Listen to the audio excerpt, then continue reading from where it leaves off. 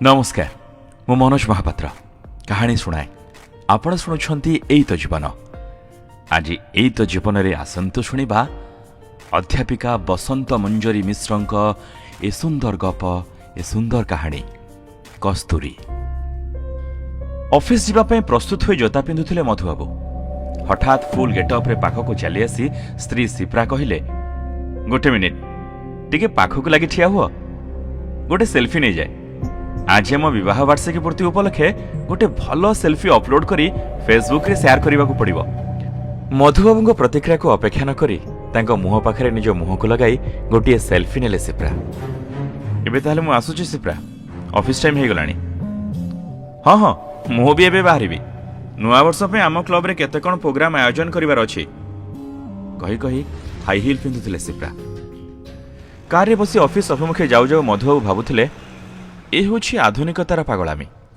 विवाह वार्षिक रे स्वामी को टिके अभिनंदन पछे न करा जाऊ, किंतु फेसबुक रे घुरी बुलू स्वामी स्त्रींकर सुखी दाम्पत्यर नकली छाप। संध्यारे ऑफिस रु फेरी कलिंग बेल रे हाथ रखु रखु कबाट खोलिला भोला हाथरू सुटकेस नहीं भीतर को गला। सोफा उपरे निजर अवसन्न देहटा को लदी दे बेकुरु टाइटा ढिला करुथिले से। फैन स्विच ऑन करदे चिराचरित ढंगरे पानी ग्लास टे धरी ठिया होई गला भोला। पानी ग्लास टे नेउ पचारिले, तो मैडम फेरी ना रे?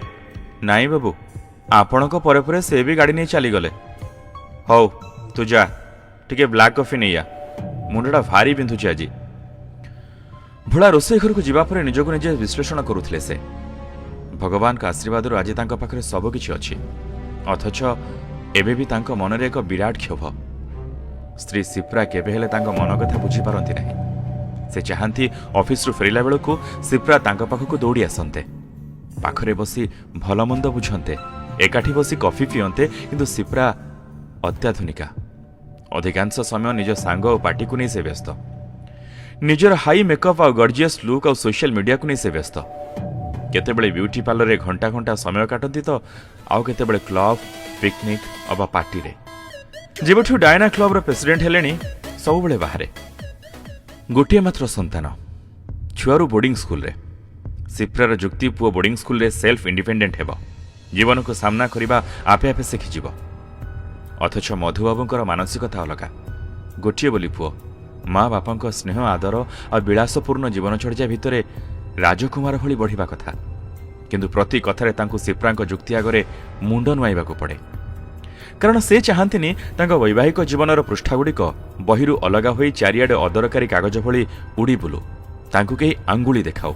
अनेक कर्तव्यनिष्ठा परिश्रम धैर्य बल जो सोशल स्टाटस तांको मिलिछि ताकु कि समालोचना न करंतु। तांको भावनारे पूर्णछेद पकाई झड़ भली घर भितर को पशि आसिले सिप्रा। एते राति पर्यंत कि पार्टी चलथिला तुमर सिप्रा? सबु कथा एते प्रश्न कोन? तुमे जेतेबेले दिन दिन धरि टूर रे बाहर को जाउछो, मु कोन केबे तुम स्वाधीनता को नै प्रश्न करिछि? टिके ब्रॉड माइंडेड हुआ प्लीज, परस्पर को स्पेस देबा सिख। अजथा इंटरफेरेंस मु पसंद करेनी, मते बहुत टायर्ड लागुछि। Good night. आधुनिकतार ना रे सिप्रार उग्र मानसिकता प्रति मुहूर्त हृदय को एक विषाक्त सर्प भली दंशन कर आसी। तथापि सामाजिक लोकलज्जा को डरी से एडजस्ट कर आसी। किंतु केमिति बुझेबे से सिप्रा को स्वाधीनतार अर्थ स्वेच्छाचारिता नुहे। फोन रिंग हैला। पिलादिनर घनिष्ठ बंधु राजू फोन करिछि। अरे मधु केमिति अछु? सुन मो, काली मु आ वंदना तुम घर को आसुछु। काली तो रविवार अच्छी, तू घरे अच्छु तो? अरे हाँ हाँ तू हो भाउजा आसुछ, मु तुमको अपेक्षा नकरी कुआडे जीवी। पिलादिनर खूब घनिष्ठ दुहे, एकाठी पाठ पढ़ा पिलादिनर स्मृतिर आईनारे निज मुह देखला बेले आउ जो मुहटी जल जल होई आपे आपे चली आसे सेटा राजूर। आंब तोठारू आंब चोरी करबा ठारू आरंभ करी गाड़ियारू माछ धरी भोजी करबा पर्यंत सबु स्मृति रे इतिहास रे राजूर स्वाक्षर अपरिहार्य।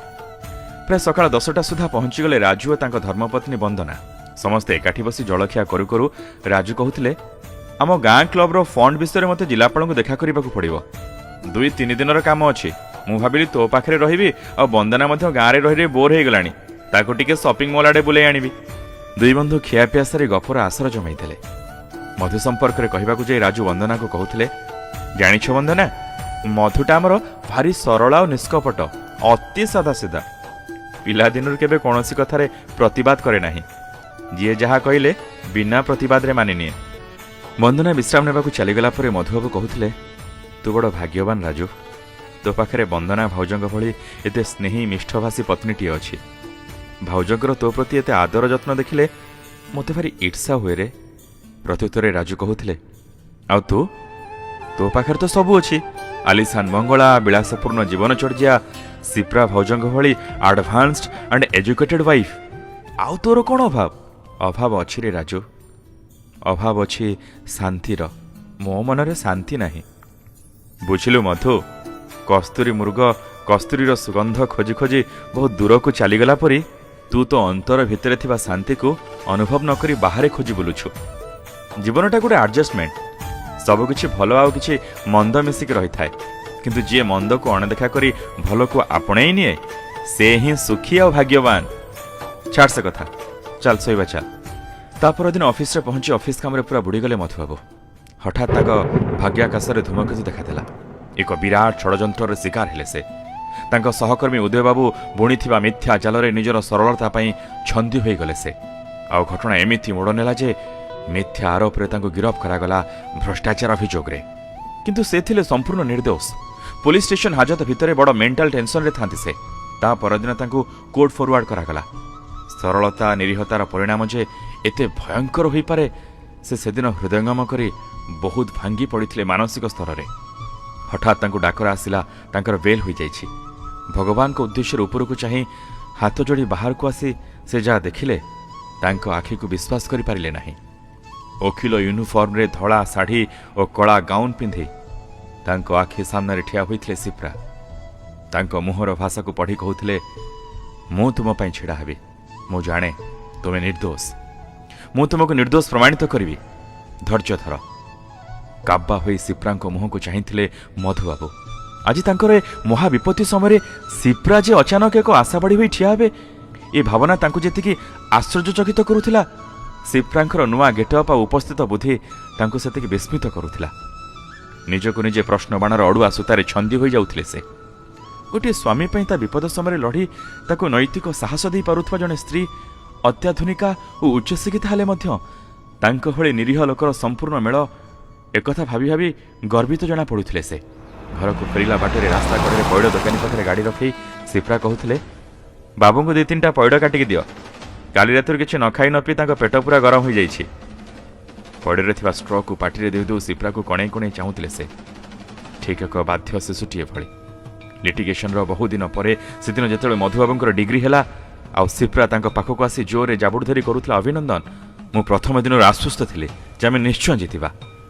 ଆଉ ମଧୁବାବୁ ସିପ୍ରାଙ୍କୁ ଛାତିକୁ ଆଉଜାଇ ନେଇ କହୁଥିଲେ, ସିପ୍ରା, ମୁଁ ତୁମ ପାଇଁ ଗର୍ବିତ। କେବେ ବି ଭାବିନଥିଲି ମୋ ସରଳତାର ସୁଯୋଗ ନେଇ ମୋତେ ଏମିତି ଷଡ଼ଯନ୍ତ୍ରର ଶିକାର ହେବାକୁ ପଡ଼ିବ ବୋଲି।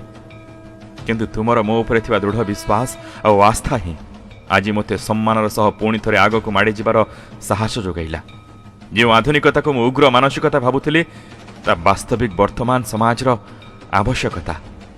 ଆଜି ଏକଥା ମୁଁ ହୃଦୟଙ୍ଗମ କଲି ସତରେ। ଶ୍ରୋତାବନ୍ଧୁ, ଅନ୍ୟମାନଙ୍କୁ ଏ ବଢ଼ିଆ କାହାଣୀଟି ଶୁଣାଇବା ପାଇଁ, ଏ ଓଡ଼ିଆ କାହାଣୀଟି ଶୁଣାଇବା ପାଇଁ ସେୟାର ନିଶ୍ଚୟ କରିବେ। ଦର୍ଶକ ବନ୍ଧୁ, ବହୁତ ବହୁତ ଧନ୍ୟବାଦ କାହାଣୀଟି ଶୁଣିଥିବାରୁ। ନମସ୍କାର।